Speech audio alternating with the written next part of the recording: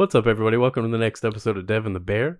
Today we're going to be talking about UFC 280. That card is super stacked. It's about a week out, so hopefully nothing goes poor with weigh-ins and all that stuff because that would be very upsetting. But let's go ahead and get into it. One of the fights on the prelims that I'm really excited for is you're going to see Volkan Ozdemir fight again, and he's going to be fighting Nikita Krylov. I feel like that's going to be a fun fight. But the headliner for the prelims is one of the, I think, or no, I shouldn't say the more exciting fight, but I'm really excited for this fight in particular, is Belal Muhammad and Sean Brady. Because I'm a big fan of Sean Brady, and I'm a big fan of Belal Muhammad. I know a lot of people think they're boring, but I like their style. They're cool people. And now they're fighting each other. I think that's awesome. I've learned to respect Bilal Muhammad. Yeah. I'll admit that, wholeheartedly. Like, I used to fucking hate when I would see his name on a card. I'm like, dude, really, man? This fucking guy again? Like, what's he gonna do? Hug somebody? Like, was it the Luque fight? So that's where I earned he earned my respect. Who the fuck am I to say that? Yeah, but honestly, like leading into that fight, like seeing what he did to Luque though was so impressive. Him and Luque have fought before in the past, early in their UFC careers, and Luque knocked him out in a couple minutes in the first round, and their careers kind of went different directions.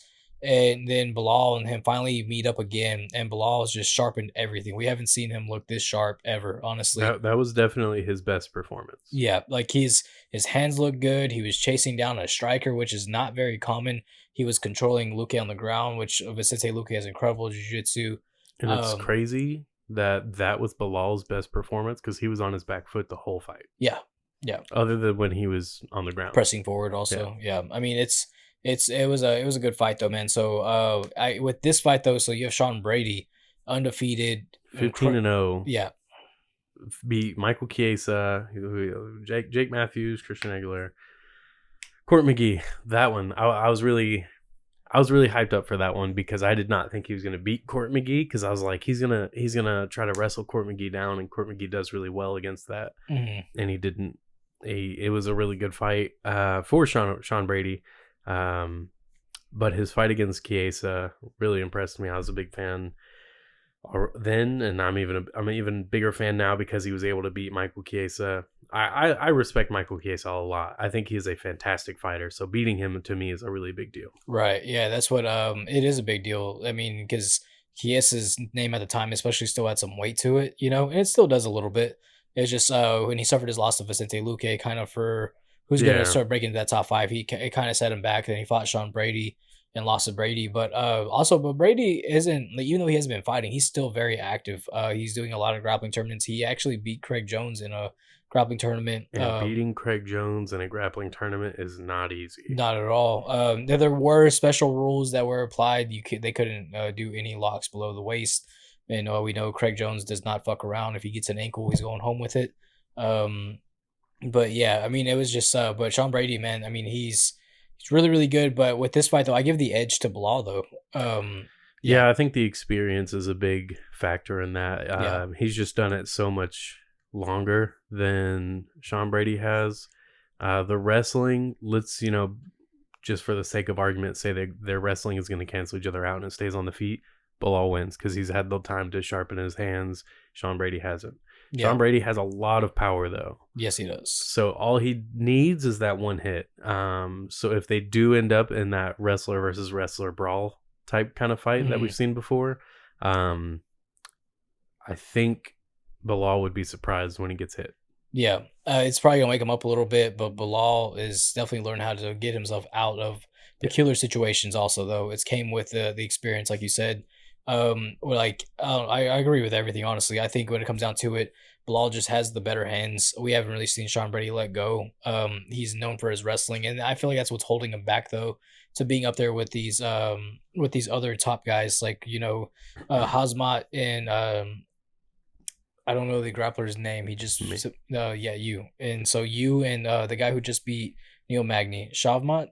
Shavkat Rakhmonov. Yeah. Dude, he's so good. Yeah. And so it's like, I don't know, Sean Brady needs something to kind of differentiate himself from those group of guys, and I mean, he could come out there, just have some amazing Muay Thai and be like, holy shit, like, okay, see, this is it. He's, like, let's just say that or he has great hands. He finally is able to start to put that together to kind of start to really say, okay, like Sean Brady is now more than just wrestler; he's a mixed martial artist. You know, A little hood rat from Philly. I yeah, don't think he's going to come out with really good Muay Thai, dude. but I could see him coming around with good boxing.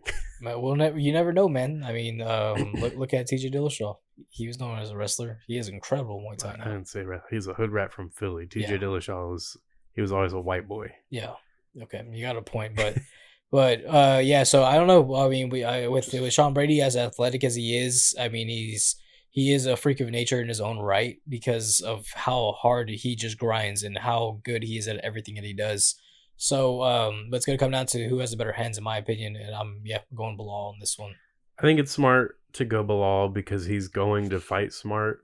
I think the winner is going to be whoever lands a takedown because Yeah, I think from then on they're going to have that edge over the other person. But yeah, I'm going to go Sean Brady in hopes that it stays on the feet because as much as I like their wrestling, if it cancels out, it makes for a much more fun fight yeah. for the fans. So I hope it stays on the feet, and then I'm going to go Sean Brady just because he's going to have more power with his shots. Also, Bilal Muhammad's already in Abu Dhabi. Oh, he is? Yeah, he's already in Abu Dhabi. He's already training. He's training actually with Khabib and Islam and everything. So I think he already has the advantage of being acclimated to his I weather. feel like that's just the experience shining through. He's like, I know what I got to do. Yeah. I'm just going to go ahead and do it. Get it Yeah. over with. And so that's something that's going to be a big factor that we might talk about more leading into this episode. Also, though, is it's like 110 degrees at night over there. Yeah. We've seen last time we saw a big Abu Dhabi card. It wasn't the McGregor, not the McGregor card, but the Khabib card when he fought Dustin Poirier. Everybody was fighting there, and they were all gassed. Yeah. They were exhausted because just Khabib. yeah, except for Khabib, who had been there for like a month, just getting ready for everything. But hopefully that some of these fighters have decided to do the smart thing and adjust to the weather acclimations over there. So It's hard leaving your gym to go do that.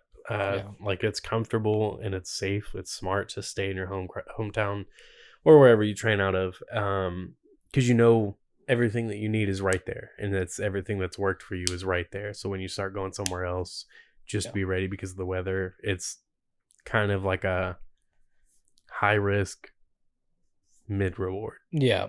Because it's like the best thing out of it is your cardio may not get messed with.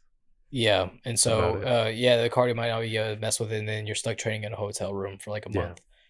So it's a really really hard one. So on to the next one. Caitlin Chukagian is taking on you're a fan of her. Manon Fiorot, she's freaking awesome. Her Muay Thai is very good. Yeah. So I think we're gonna get a really good and hopefully like classic kickboxing, maybe even like a Muay Thai style fight here. Yeah. I like Caitlin Chukagian. She's not winning this fight. So this Farrow, like I think I've seen her fight before. So she has gauges, right? She's blonde hair. Yeah, I don't think she has gauges. No, I don't think because so. there's I want to say I've seen her fight before though, but just the name's not ringing a bell. But she's trained over in Florida, aka with Joanna Jędrzejczyk. I don't think so. Okay. But I could be wrong. So I'll have to look into it. I'm pretty sure I know who this is though. Are you thinking of the girl who got kicked out of a lot of gyms? Yeah. That's not not her? Fiorot. Okay, then completely the wrong person. Yeah, I know who you're talking about. No, Fiorot's very respected, very respectful. She's not like that. Okay. But yeah, so I think that fight's going to be very back and forth. I think if there's a finish, it's Fiorot, which I could be saying that wrong. I know it's French and I should know that. Shame on me. But anyway, I think Fiorot gets the finish if it's a finish. But if it goes to a decision, it could go either way, I think. Okay. Gotcha. So I don't know. It's kind of my thoughts on that, but I don't really have much thoughts on it because I don't really know Fiorot very well. So she's real good. Yeah, I'll definitely be looking into I think it's her. like her third fight in the Holy UFC, shit, and they're giving her Caitlin Chukagian. She's a big she's push. really freaking good. Yeah, that's a huge push. It's a huge push, and look at the kind of like nobody's talking about her. They're not trying to hype her up in the promos at all. It's just they know she's good, so it's like we're not going to slow you down. We're just not going to hype you up, right? Because the champions in all these divisions are very tough. Yeah, but I think she's gonna be the next big thing in the women's division. So something to look forward to, something to watch. Next fight was going to be Benilde Dariush taking on Mateusz Gamrot. I really like Beneil as well. I feel like he gets a bad rap because he doesn't fight very often, Yeah, and he's a wrestler, but he's very good. And he's a really cool dude. I don't really understand the hate he gets, yeah, but Gamrot is crushing it right now. So yeah. that fight I think makes a lot of sense because Beneil doesn't fight very often, and he's been pretty active the last couple of years, Yes, yes. and he's beaten big names. He beat Neil Magny, He beat. I don't think he fought. I know he beat Jeremy Stevens. Stevens. He beat Carlos Fajea, I don't know. and he also beat Armin Petrosian in his last fight in a 5-round fight. And so with this fight though, it is from what I've kind of read a little bit about, it's a title eliminator. Also, like winner gets a title shot. So there's a lot riding on the line. But Neil Dariush kind of got skipped over for the title shot for Islam and Oliveira. So yeah, but Benil's been around for a while. It's crazy because we actually saw him at the Fury fights one time, and he's a lot bigger than he looks. Like He's a little swolger. yeah, I saw him. I was like, how the hell do you make 155, dude? Like it's insane. But yeah, like his style isn't exactly fan friendly, but he's had some very good like scraps. Like him and his Drakkar Close fight. Do you remember that fight? Yes. So yeah, they threw down like right there in the middle. It was crazy, dude. And but Beneil does what he does. He fights how he does to win. You know, he knows what his goal is, and he does what he can to get to that goal. But Mateusz Gamrot, man, I mean that dude. He fought in KSW, right? Yes. He beat Norman Park twice, Okay, which is a big deal because Norman Park has very good striking, and he beat him on the feet. really? Yeah. That's how I know him. I don't know why I thought Neil Magny, but they're not even the same weight division. But he beat Norman Park twice, which is a big Irish fighter in Ireland. But his stand up is very good, and Gamrot was able to beat him on the feet and ended up knocking him out. Very good fight. I recommend it. Their second fight. I'm gonna go Beneil. I don't. I think Mateusz takes it. I don't mean that like I think it's Beneil, but I want to see Beneil win though, just because like he should be fighting for the title right now. He's beaten more guys in the top 5 than Islam Makhachev has, and so you feel like in that. the top 5. Yeah, you feel like it should warrant a title shot, like because it was unclear for a while on who gets the next shot, but they skipped over him, and then, I mean, wasn't this what I was saying for Leon Edwards months ago? And you said, but no one likes Leon Edwards or something. Right. I feel like it's the same situation. Yeah, no one really likes Beneil Dariush. Yeah, no one really likes him. He doesn't get talked about. He's not a Yeah. draw, so he gets skipped over. But I that's stupid. Yeah, I mean it's dumb, yes, but it's like I don't agree with it at all. Like Leon Edwards should have a title shot a very long time ago, but hey, you look, he got a title shot and he's champ now, so it worked out. But yeah, I do agree. I think that is why Beneil's been skipped over. So he should be fighting for it right now. they wanted him to take on Dustin Poirier, but apparently Poirier turned it down. Yeah, and yeah, I don't know how that fight would have went, but well, I have an idea how that fight would have went, but I think Poirier takes it. yeah. And so but I don't know, man, like Mateusz is just on a strong rise right now, but I would be happy to see Beneil just take it if he could, just to prove that like no, that's that title shot's mine, you know, I'm here to stay. But yeah, so next fight is going to be Petr Yan taking on Sugar Sean O'Malley, and I'm actually really excited for this fight. I think this fight, everyone keeps saying Petr Yan's going to go out there and kill him. I don't think that at all. I think this is a tough fight for both these guys. Sean O'Malley is he is another level above some of the competition that he's fought, but just because he hasn't been tested yet doesn't mean he's bad at all. I just think that he just knows how to pick his fights until he's making big money. You know, he's made that pretty clear.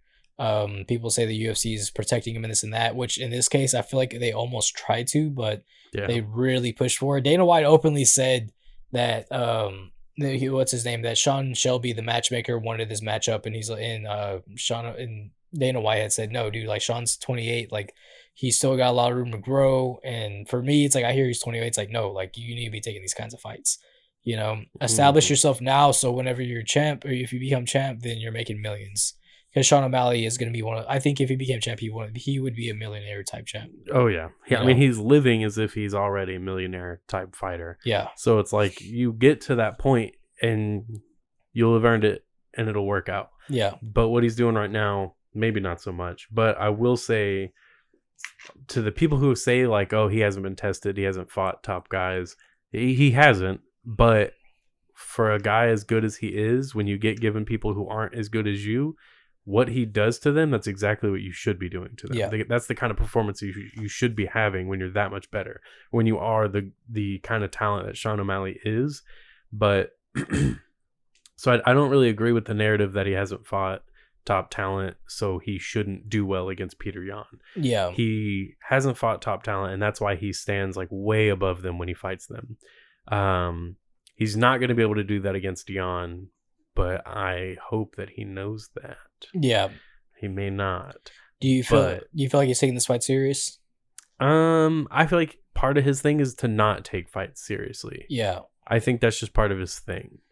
If that's going to work out for him, I don't know. But so no, I don't think he's taking the fight seriously. But I think it's more of a mentality and not so much of he doesn't respect Yan. I think it's more of like, if I take it too seriously, then I won't fight like me. So I need to just relax and stay relaxed, because then I'll fight like me, and that's what works. Yeah. And so, but yeah, I mean, we've seen also though, Yan has fought guys about Sean O'Malley's stature, and we've seen what he's done to him. His fight was, I mean, Corey Sandhagen's 5'11". Yeah. You know, pretty similar reach to Sean O'Malley, and he whooped Yan, up on Corey. Yeah, it was a very tough fight for both those guys, but Petr Yan was the obvious winner in that fight. You know, I think there's a lot going on with that, but but with Sean O'Malley, he does a lot of things really well also that I feel like Petr Yan's gonna have issues with. He keeps his range really well. He knows how to pick his shots, and where he knows how to pick the shots that he knows is gonna hurt somebody really, really well too. You know, when he fought, anybody's knocked out, he knows where to place that punch. You know, look what he did to Eddie Wineland. He saw Eddie Wineland was stung.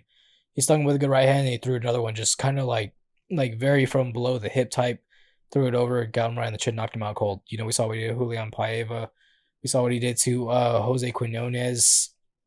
Thomas Almeida, like, you know, like you said, he's doing what he's done to these guys that people give him shit for fighting, but what he's doing to them is exactly what he should be doing. You know, it's like when Tom Brady, when he was with the Patriots, when they would beat teams that were like in their conference and they were bad teams, so they'd win by like 20 or 30 points, and everyone's like, yeah, but you're not. That doesn't mean anything because they're not challenged in those games. And it's like, well, if you're not challenged and you're not scoring 30 to 40 points a game, then you're probably not that good. But because you are that good, you're scoring 30 to 40 points a game. Yeah. And that proves it, because that's what you should be doing. Sean O'Malley's having an easy first round with a lot of these guys and then winning in the next, if not the first. Then that's how it should go. He doesn't have an easy fight with Yan, but I do think that there's an issue for Yan in that first round, because Yan has the problem of not starting in the fight. Right. He starts, you know, in the second or third round, he starts fighting back. But with this one, he needs to be on the defensive and not get caught fighting on the outside, because that's exactly what Sean O'Malley wants. Yeah, and that's the thing too. Also, though, is what we talk about is, like, you know, people bring up that Petr is more of a 5-round fighter type deal, and which I agree that he is. But if you go back and look at who he's fought, like pretty much from his last 3-round fight was against Uriah Faber. And I know it's apples to oranges comparing to Uriah and Sean O'Malley, you know, but you see what Petr Yan was doing in these 3-round fights. He was like running through these guys. He was beating the shit out of them. It was just like his nickname's Mercy for a reason. You know, he was showing none of it. So he was a dog in there. Yeah, and he's gonna have to bring that dog to this fight. If he doesn't, and he cannot let the fight go to the ground. Yeah. If this fight goes to the ground, Sean O'Malley by submission, even if it's Yan that takes it to the ground. Yeah. Sean O'Malley has good jiu-jitsu. We haven't seen it yet. People are always like, just take him down. He won't know what to do. There's a reason why people haven't gotten him down. And when they get him down, like, they can't keep him there, you know? He trains with Tim Welch. Tim Welch is always working on jiu-jitsu. He has great jiu-jitsu. And so to be under a mind like Tim Welch, Sean O'Malley isn't a slouch on the ground. Far from it, in my opinion, you know? Yeah. So I know his guard is very good. We've seen a little bit of that. Yeah. So yeah, I think if Yan takes it to the ground, I think Yan gets stuck in that guard and gets submitted or beat up. Yeah, which also, though, like we saw whenever Yan was taken down by Aljamain, and so we saw him get taken out right there, and Aljamain had his back for a majority of the second round, and it was like he was able to keep I guess survive. Is the only way to put it, Yeah. you know. And Yeah, so I was really impressed that Aljo couldn't get the choke yeah, on Jan. yeah, I was impressed by Jan in that, yeah. to be clear. Yeah. So it was like so I know Pator does have defense, but it's more so like you can have it's more so like it's good that you can, you know, defend the choke and not get choked out, but getting back up is I feel like is more impressive than being able to defend the choke, you know. In Yeah. some instances. Yeah. Like I said, I don't think it needs to go to the ground if Yeah. Jan wants to win. If it goes to the ground, even if he's the one that got the takedown, like get right back up because Yeah. you don't need to be there. Yeah. What Jan's key to the victory is going to be wear O'Malley down, take his legs out so he can't put power in his shots. Yeah. Because we don't really know how good Sean O'Malley's gas tank is as well, though. Yeah, you know? well, we kind of do. Yeah. We kind of know it's not that great because you look at him against Moutinho. Yeah, And he started that's- fading in yeah. that fight. And all he did was fight in that fight because he couldn't put Moutinho away. So now imagine having to fight while also getting hit. Yeah. Also, No offense to Moutinho. yeah, but like all you know, taking damage and while trying to put it out is exhausting. Yeah. It's a lot, especially against a guy like Pator who has an incredible gas tank. He Yeah. doesn't get tired. He only knows one pace whenever he gets going. You know, Tiger Muay Thai. yeah, they don't. I mean, dude, I've heard stories about their sparring sessions over there. I've heard it's intense. But yeah, man. So I don't know. I think Sean O'Malley gets the upset though. Yeah, I think he wins by submission. Yeah. If I haven't made that a little clear already. So, but yeah, I think O'Malley gets the upset. I'll be more than happy if Pator wins, though. Me too. I would rather he win because Yeah. I want Sean O'Malley humbled a little bit. I want him to start taking things seriously. I mean, do what works for you. Like if that's it, like I said, if that's the mindset he has to have for things to work for him, fine. Yeah, But take life seriously. yeah, He's I don't know, like ever since he said the whole thing about not wanting to fight top guys because he doesn't need to. You do need to. It's your Yeah. job. yeah, You want to be the best, right? Then why are you fighting bums? yeah. To pad If your you- record? Like what does that do for you? If you want to pay your record, go to like the PFL or Bellator, make more money. Then you know, Yeah. So- It just doesn't make sense to do it in the UFC, yeah. UFC is the best of the best of the best. sir. Yeah. With honors. So, but Men in Black. yes. So onto the co-main though, we got Aljamain Sterling taking on TJ Dillashaw. Cheat Day Pillashaw. Yeah, yeah. And so I don't think TJ Dillashaw really needs a title shot right now. No, I don't either. He had one fight back. And, Yeah. I mean, sure, he won, but, he didn't look as good as I'm sure he was hoping. Yeah, he looked a little out of it. Ring rust is real, you know. In that case, he took on Corey Sandhagen, and a lot of people feel like Corey Sandhagen actually won that fight. Yeah. Were you? I don't remember that fight very well, but did you see that fight? Yeah, and I definitely understand why people thought Corey won that fight. I do think TJ won that fight, but it was really close. Like I said, it's not what TJ wanted, to come back and then to have to go and fight Aljo. I don't know, because TJ's got great wrestling. We all know that, but Aljo's wrestling, it's not just his wrestling, it's his back takes. Yeah. How good he is at getting your back and staying there is freaking crazy. And that's the thing about these Ray Longo guys, man, is they don't care like how boring the fight is. They're there to win. They're there to prove a point. We've seen it with Marab in his most recent fight. Aljamain's done it against Pator Yan. They don't care how boring their fight has to be. They just know one thing: it's only win. You know, TJ Dillashaw is also coming off of a ACL tear. He tore his ACL in that fight against Corey Sandhagen. So to have to come off of a 2-year layoff, barely win a fight, get injured in that fight, and have an even longer layoff, not a longer layoff, but have a layoff again. I mean, it's the odds are not stacking up well for Yeah. TJ in this fight. I was watching a poll on MMA Digest, and like 51% had it for TJ. The other Really? yeah, the other percentage was for. I mean, look, Aljamain. if he's on steroids, sure, man. Yeah. I think TJ could win. Yeah, I mean, yeah, I don't know. I don't give the. I give the edge to Aljamain, you know. He's a younger, fresher fighter. He's pretty good in all aspects. I think he's a lot stronger than TJ, and I really feel like he when it comes down to brute strength, I give that edge to Aljamain. I give it to TJ, but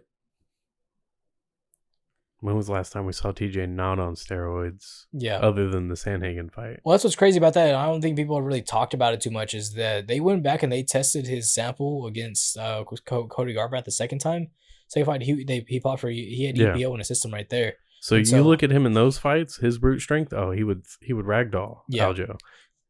He wouldn't because of style, Right. but brute strength. Yeah, if they just had like a grappling contest, I Yeah. think he'd be able to suplex I don't Aljo know. I give the advantage to Aljo. to PED. To Pillishaw, yes. To like to the CEO of man. EPO. I really think Aljamain just has, when it comes down to it, he just has the I more think natural TJ's coming strength. out there. I think he hears this and he says, "Oh, Devin, you must have forgot." Yeah. I fucking wish. Juices dude, up. honestly, And he's like, dude. "You must have forgot, Yeah. man. And he just like goes out there, he beats the shit out of him. When I'm and on just- the juice, Yeah. I never lose." Yeah. I would like to see him get back on the juice. I don't, because I'm I just want talking shit. him to have a legitimate run, and I want people to. It's Not- it's just the same thing I feel about John Jones though. It's like there's an asterisk by that name now. No matter what TJ does now, it's not going to matter anymore. You know, Same with I mean, Anderson. yeah, Anderson, same thing. Yeah, people still call him the greatest of all time, but it's like, how long was he on some shit? You know, If he's the greatest of all time, then John Jones is also the greatest of all time. Yeah. Because I mean, it's arguable he to did give it to him steroids too, You know, among other things, yeah, and was cocaine. still winning strippers. without even really getting a good night's sleep. Yeah, to just go. Yeah. You know, but yeah, I don't know. I think when it comes down to the speed, though, I give the speed advantage to TJ. I give the striking advantage to TJ.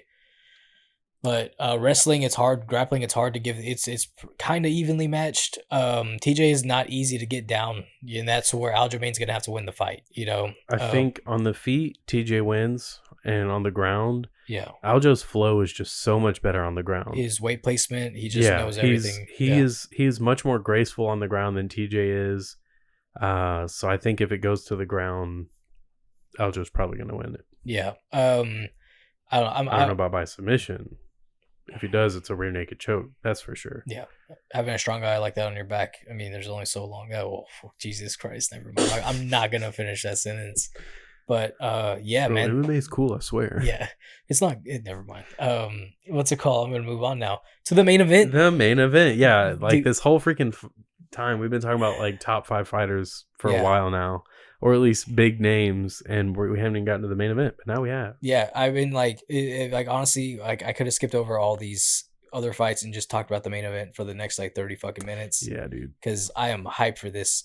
We got Charles Du Bronx Oliveira. Why do I have to fuck up a name every time I try to hype some shit up, dude? Every time. Taking on Islam Makhachev. Oh, did you get that one right? Yeah, because he doesn't have a fucking nickname, so it doesn't fuck me up. So yeah, dude, this is fucking exciting. Yeah, we're finally getting the Oliveira versus Khabib. It just happens to be Khabib 2.0. Yeah. A Khabib if he could strike. Yeah. And so I'll just be blunt and like just put it out there right off the bat. I don't see anywhere Islam wins this fight. I feel like that's a good point to make, though. Brute strength only does so much for you, you know. You put it, you clinch up with him. Oliveira's hard to get down. You clinch up with him. Yeah, he's got great Muay Thai. We've seen it now. You can't question it. He's done it and he's proven it several times now. He has great Muay Thai. He is a great striker now. Don't know when it happened, but it happened, and out of nowhere. Yeah. So I don't think Makhachev's going to win this if he clinches up. If he stays at a distance, he doesn't win that either. If it goes to the ground, it gets a little bit more interesting. But I think Oliveira is built for being on the ground. He is so comfortable on the ground that no one wants to fight him on the ground. Justin Gaethje's a wrestler. He's a fantastic wrestler. We all know that. He was afraid to go into Oliveira's guard. That's where a wrestler wants to be, is on top of you in your guard. And he didn't want to go there. Yeah. What does that say? Like, why? I don't see Islam winning this fight, but I don't want to make it sound like Charles Oliveira is going to go out there and not even break a sweat. Yeah. No, it's going to be a tough fight, but Beneil was passed up, and it's stupid. Yeah. And I think we are going to see that. Over a guy that, I mean, it's a hard one because, like, you look at Khabib's situation when he got to the title, kind of the same exact thing. He beat Michael Johnson and got a title shot. Now that's like Michael Johnson was still kind of like a good name back then, when back in like 2016, whenever all that was going on. But yeah, it's like, actually, I mean, Khabib beat Charles, oh, not Charles, fucking I Ally Quinta for the Yeah, for title, the title. and it's like how, and then, but I mean, he Kind of also weird went on circumstances though. very weird, yeah. How many times did he defended the title? 3 times, right? And Yeah, then that's the most anybody's ever. Connor, Yeah, Dustin Dustin, and and Justin. Gagey. Yeah. So, but yeah, like with Islam though, is I feel like Islam is more strength than technique. And I feel like sometimes that's an issue. We've never, I mean, Islam doesn't really slow down either though. Yeah, We haven't seen him slow down, but when it comes down to Charles Oliveira, it's just like he knows one pace and let's just go. He's no longer just that guy that just kind of just looks for his spot just to jump on your back and sprawl around and crawl over you while you're just trying to get him off of you like a spider, and then he yeah. chokes you out. Like He was Charles, like that for so long. yeah, and he's completely changed his game. Like people bring up, oh well, Charles Oliveira has been stopped, 8 times when he was like 20. Yeah, like he's almost 30. He's Yeah, I was all about to say he is 30 now, right? yeah, almost 30. Like or he's probably like is 30. I don't know, man. Either way, like the guy that find out. that Islam is taking on is not the Charles Oliveira that they're trying to make him out to be. Charles Oliveira is an absolute fucking unit right now. Like he's running game on everybody. 32. If what's that, 32? Yeah. Yeah, so like he's running game on everybody, dude. Like he's got hands, he's got the jujitsu.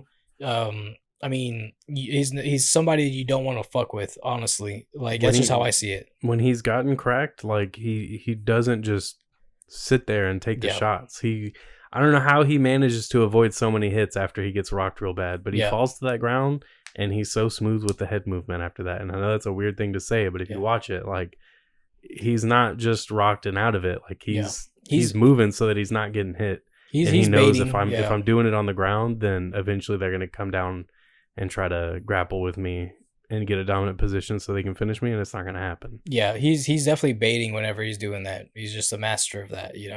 So it's just he's really really good at pulling people in. Some people have finally kind of learned why he does it, but still though, like when it comes down to it, like Charles is really really good at just playing the long game or just playing into someone else's game plan to where they slip up, he capitalizes on that, then it's just his game from there. It's Yeah. his night. We saw him do it against Dustin. Dustin kind of went out there, like finished, like did all he could in the first round, couldn't have been out of there.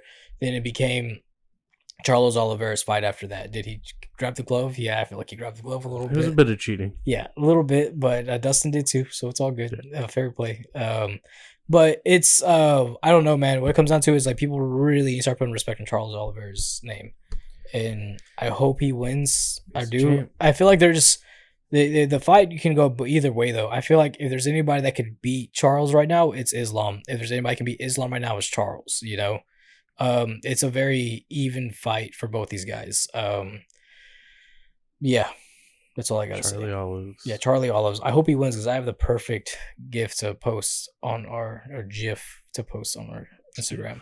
Graphics So, yeah. is good, Yeah. not graphics. Yeah, so I have the perfect one to post after he wins. So yeah, man. I'm excited for this card. I have to work this day, but I'm probably gonna pay. Same. I'm probably gonna pay somebody to work for me, like half of what I make that day, so I can be like, hey, we're calling it even. But yeah, man. Also, this fight card does start early, so make sure that you're tuning in. You got nothing going on. Plan ahead because we definitely are trying to, so we don't miss this card.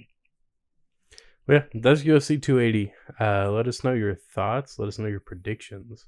If you want to follow us on Instagram at Devin the Bear, give us your thoughts there. Thank you very much.